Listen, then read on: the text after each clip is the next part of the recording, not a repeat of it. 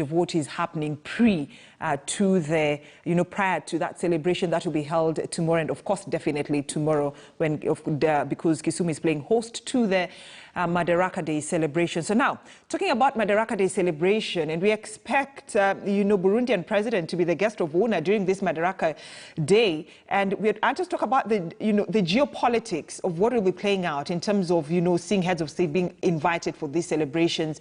And joining me in this conversation is the former Vice Chancellor of KCA. I'm talking about Professor Noah Midamba, who's also a Professor of Defense and Foreign Policy. Prof, good morning. Good morning, Brenda. And thank you for joining us here on KTN News Center this morning. So now we're seeing the Burundian president to be the guest of honor during Madaraka Day celebration. Yet, we have been telling our viewers throughout that the president is supposed to be the guest of honor in leading Kenyans to celebrate, Madaraka Day in Kisumu. But let's begin with you setting the record for us, explaining to us why did President Uhuru Kenyatta decide that the Burundian president is going to be the guest of honor during this year's Madaraka Day celebration? Thank you, Brenda, for inviting me. I think the president is making the right move at the right time. And there are about 4 reasons. The government may have more reasons than I do, but I think that there are 4 major reasons why pick Burundi at the present time. Burundi is the least developed countries considered among the 6 Eastern African countries. Kenya played a major role in bringing Rwanda from Francophone countries into Anglophone country, and then Kenya provided significant technical support and continue to do that right now. So Rwanda has quickly moved to the stage where it is. So Kenya need trading partners. There is no question about that. If you consider the 10 most developed countries or 10 richest countries in Africa, Kenya is number 6. And if you take Egypt, Morocco, and Algeria out, Kenya is number 3. And given that kind of role and responsibility in Africa as a whole, and particularly in East Africa, Burundi is a virgin land for development and opportunities for Kenya, goods and services. And Burundi and President Kenyatta working very close with the regime in Burundi will bring quickly Burundi to the same fold, just like we did with Rwanda. All right. So that's number 1. The second point I want to talk about is Kenya's looking forward to establish preferential trade with the United States. Prof, just before we go into some of the trade deals that Burundi might strike, the deal that they might strike with the president, with Kenya, the 2 countries, the deals we might strike during this Madaraka Day celebration. And just to have a look at, the fact that Burundian president is not walking alone. He's not coming to the country alone, but he's also coming with, the First Lady, Angeline Ndayishimiye. And we're also seeing the First Lady of the Republic of Kenya, Margaret Kenyatta, is already in Kisumu. Are we likely to see the 2 First Ladies probably come up, strike a deal also in terms of women agenda in this country? Brenda, this visit is crucial. It's crucial for Kenya.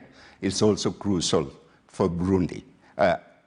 There is going to be a multiplicity of deals strike. Deals on gender, deals on democracy, deals on trade, deals on the future East Africa, working together as a bloc. And so what I want to do is glossy over what I consider 4 major reasons. And then we can talk more about the details of it. All right. And Prof, the fact that, this trip, the one that is being made by the Burundian president, will actually continue opening up a policy that runs counter to his predecessor, Pierre Nkurunziza, who died last year without making a foreign trip in his 5-year tenure in office. Correct.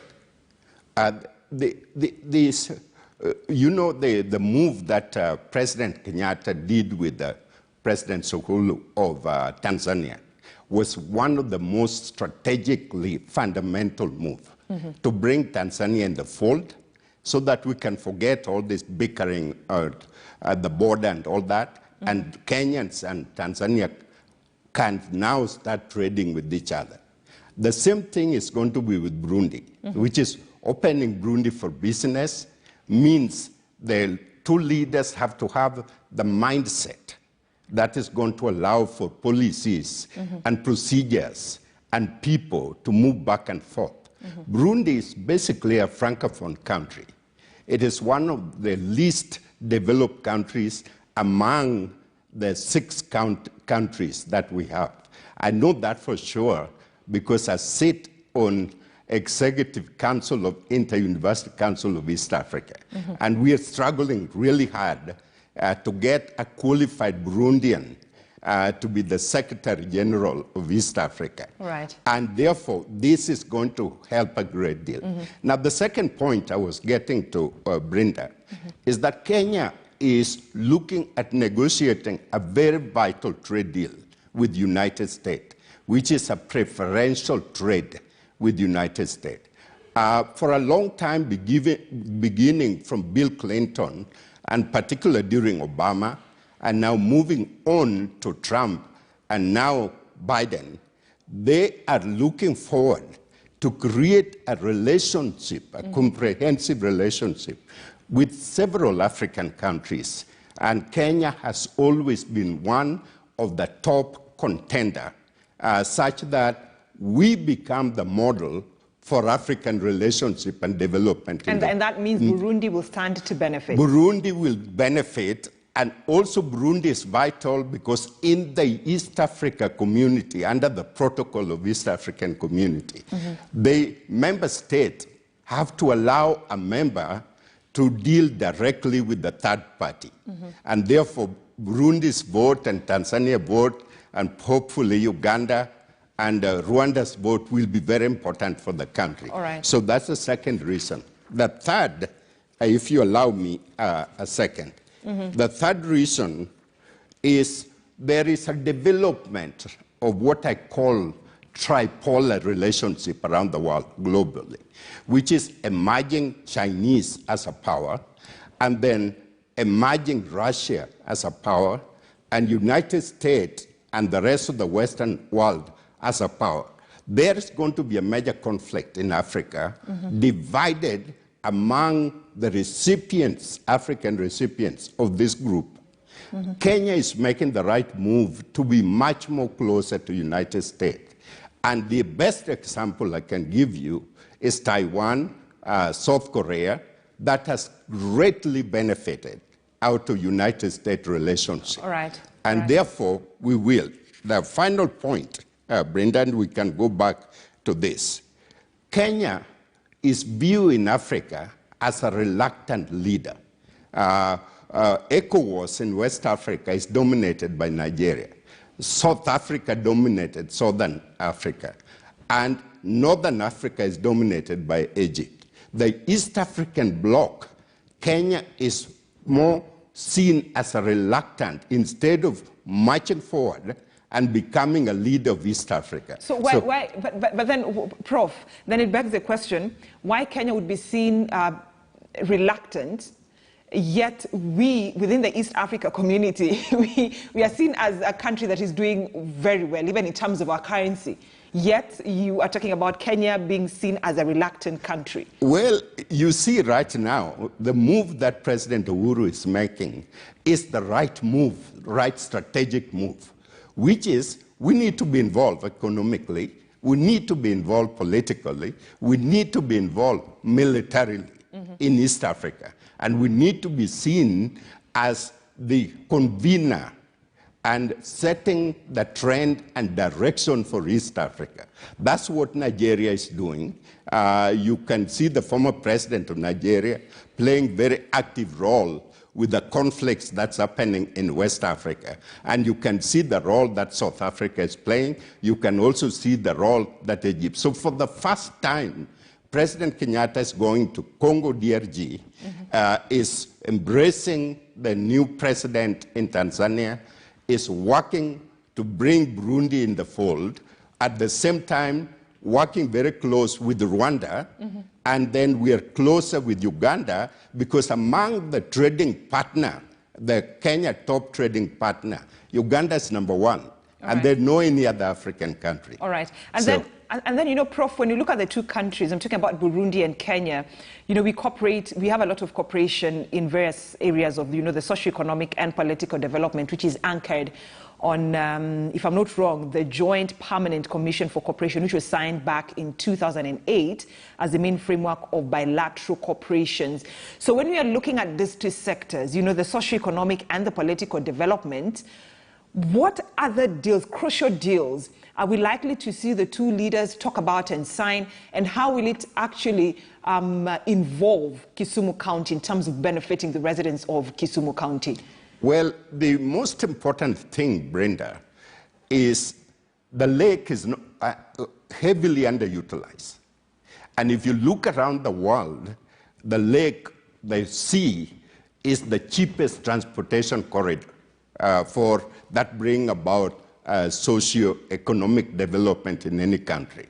And so this striking deal between Kenya and Burundi, Tanzania, will now bring a very active relationship in terms of trade. And therefore, Kisumu Port will now serve as one of the vital inland ports for the East African nations. And so Burundi will benefit directly. I'm glad that President Kenyatta is seeing way ahead of us, way ahead of most of us. And that's where Kenya will do its trading of goods and services. Burundian capacity is lacking seriously, from teachers to tourism to all other benefits, small-scale manufacturing, and all Kenyans is ready to go.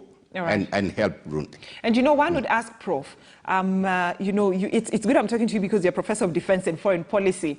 One would ask, why use Madaraka Day celebrations that's being held in Kisumu as, you know, a road, an open road to sign these deals? Why not do it any other day?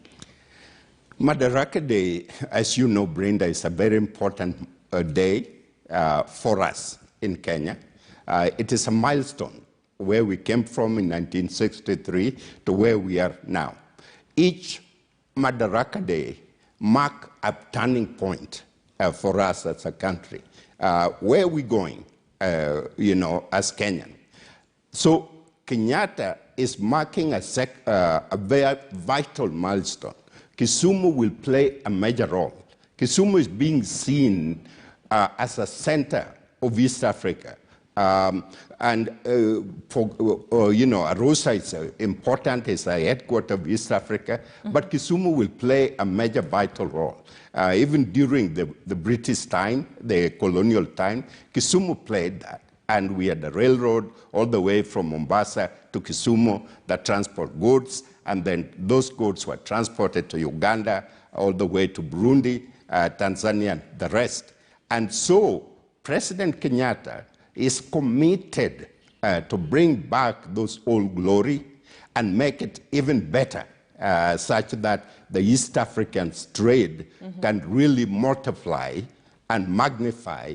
And so Kenyans will benefit, Burundians will benefit, and the rest of the East Africa. All right. Right. Prof, do stay with me. I need us to take a short commercial break, and then we come back with this conversation. And when we come back, I'd like us to, you know, probably if you can explain to us why, probably if we're likely to see Burundi use the occasion, tomorrow's occasion, to, and from today until tomorrow, to discuss strategic cooperation,